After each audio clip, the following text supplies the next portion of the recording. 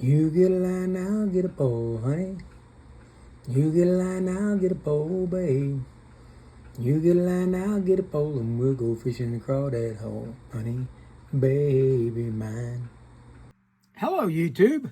I'm Rick Stivers of YoungMartin'sReels, and we're going to do a quick preview of some upcoming things. I got kind of busy. Well, tell you what happened. Chatting with Chris Jenkins one night, I was on the computer, and we were just kind of browsing through, looking at things on eBay. And I was just kind of browsing around. What I did, I started at the bottom, and I said, looking for vintage reels, and I asked it to start at the lowest priced reel. And there was a whole lot of reels out there that were starting out at $1. So I started bidding on $1 reels that had like $8 shipping charges. So that makes them $10 reels. And apparently I won quite a few of them. So let's take a quick look at the dollar reels first. We're going to come back to some of these other ones here real quick.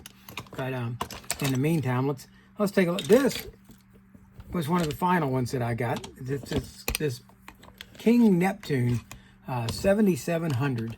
And man, that is a heck of a reel. It's a monster. And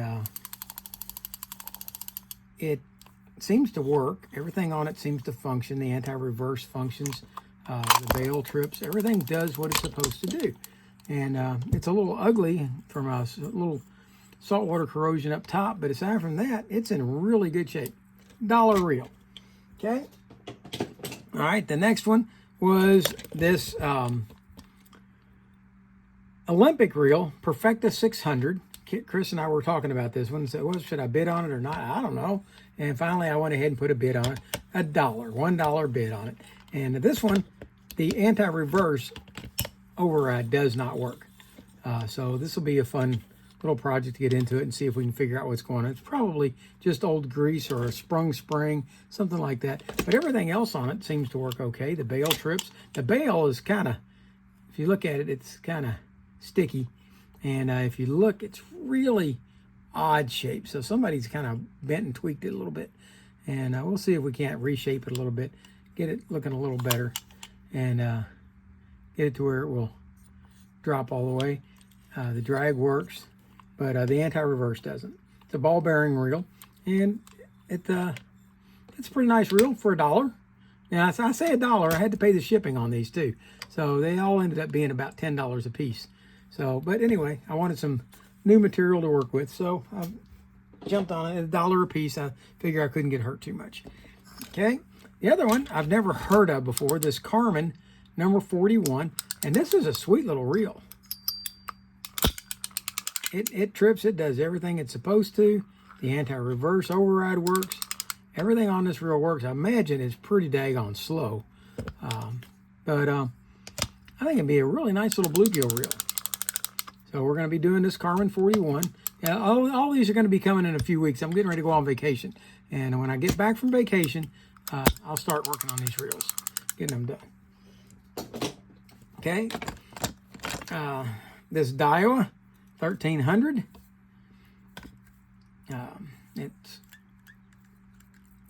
Let's see here. There we go. It works fine. Everything on it trips. And this one's in the pile, and I'm not real sure that this one was originally in there. I think this might be one I've got that somehow got mixed in the pile, because it's got brand new line on it, and it's set up the way I would have done it. I think that this one just got mixed in the group, because I don't really remember buying this reel recently. Okay. Then I got this guy. It is a Mitchell 320, and I had never heard of the Mitchell 320. This one, I'm going to have to redo the handle on it. If you look here at the end, if you look, the shaft is turning with the knob. So the shaft is frozen inside the knob. And what I'm going to end up having to do is drill this out. See how the shaft is turning inside the handle there? Okay, I'm going to have to drill this out, punch that pin out if it will come out, and make a new pin and swedge it in there. But aside from that, this reel functions perfectly. Okay. Then, and this is one of the next ones I'll be doing. This is a Mitchell 8230 spin cast reel, and it functions perfectly. I don't see anything wrong with it at all, but I will be taking it apart and servicing it. And I like this reel. And it's going to be going into my cabinet over there when all is said and done. Handle's loose on it, but aside from that, it seems to be pretty nice. Okay, now let's jump over for a second to these pins. And these I did not pay $1 for. Okay. These are going to become my boat reels. I'm getting ready to... There's such a variety of reels on my boat that's just a constant thing to remember how each one operates and everything. So I've decided that I'm going to try these out. And 3 of them are 710Zs, and 1 of them is a 712Z. And I'm going to tear these apart while I'm on vacation. I think I'm going to drop them in my suitcase and take them with me. This one came from my dad. It was in, I found it in with the stuff that I inherited from my dad. So it works fairly well. You can see he had a price tag on it. He was trying to sell it for $35.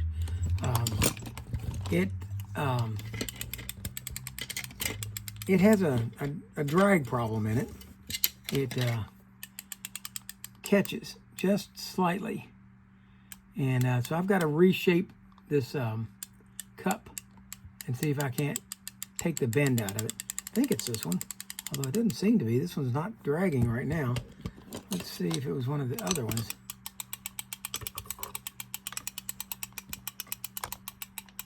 No, doesn't seem to be that one. I know this one was jacked up. But this one I got from Dennis over at Second Chance Tackle years ago. And the only thing I did with it is I repaired the bail on it. But I never did service it. I was planning to make a video, and I never have. So I will be doing a video of these when I get them back. And then there's the 712 over here. And all of these are really stiff. They all got old grease in them. And there's something grinding right about there. Yeah, there's some, I hope it's not a bad gear in this 712. That would be bad, because these are not cheap gears for these. But anyway, I want to try to put these in my boat. I'm going to take them with me and clean them up while I'm on vacation and get them cleaned up and get them ready to go on the boat. But I'm also going to come back and do at least a service video on one. I don't really need to, because everybody and their brother has done a service video on a 710 and a 712. Now, the final one in the group here was this guy. Let me clip this loose line off. Okay. This Heddon 205R I picked up. It was also a $1 reel. And I thought, it's missing a handle. And if you look, that style of handle, man, I've got a lot of them. So I really thought the odds were pretty good I would have one. Turns out I did not have one that would fit this reel. As much as I thought I would, I didn't. But I've got a couple in here that are the same style as what was originally on here. Either one of these two would probably work. I like the one that's got extra torque and extra grab on the handle, so I think we're going to use it. Here's what I'm going to do. Let's see how this would look on here. If it fit. Okay, that looks like it would go pretty nice, but it's a different size. And what I did is I measured this to find out what we had here. And this is a 6M by 1 thread, left-hand thread. So I went on Amazon and I found myself a tap and die set that was left-hand thread, 6M by 1, and got it and tested it on here, and it's exactly right. So it fits on here perfect.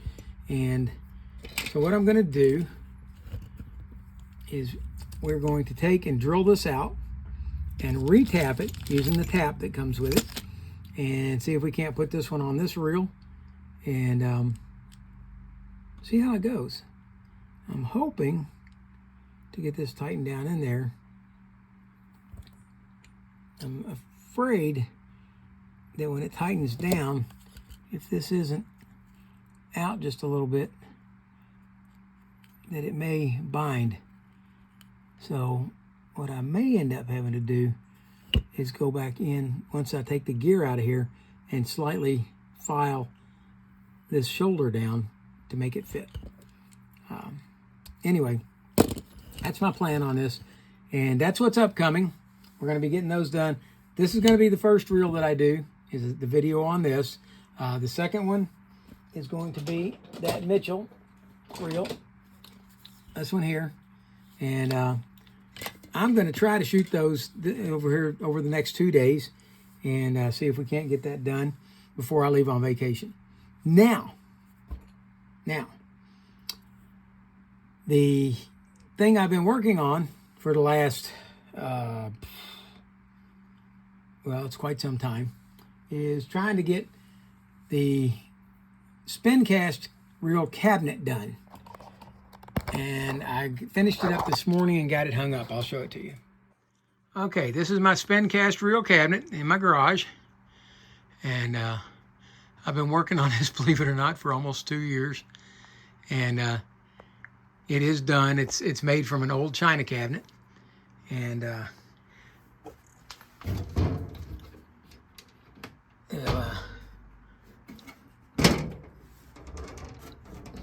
on the bottom row here, we've got Abumatics.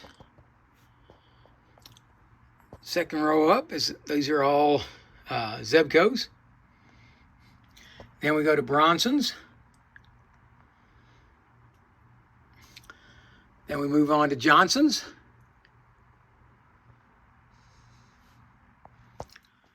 Then we've got 2 rows of Shakespeare's.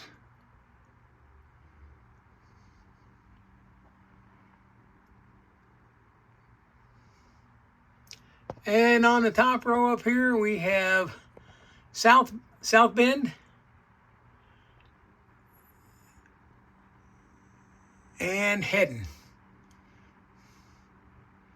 So this is my cabinet for my spin cast reels. I've had them laying all over the daggone garage and workshop for the last 6 months while I was trying to get this cabinet done. Now that it's done, I can hopefully start putting some order to this room, and it is an absolute mess. One thing I did manage to do is get back to work on getting some more kids' rods done. So I've got some up there ready to give away. I gave away 40 a while back, and there's a couple more over there. And got to get those done and get ready for next year. But there's a lot going on here, folks, and I don't have time for all of it, but we do what we can. So for now, that's Rick Stivers of Young Martin's Reels signing out.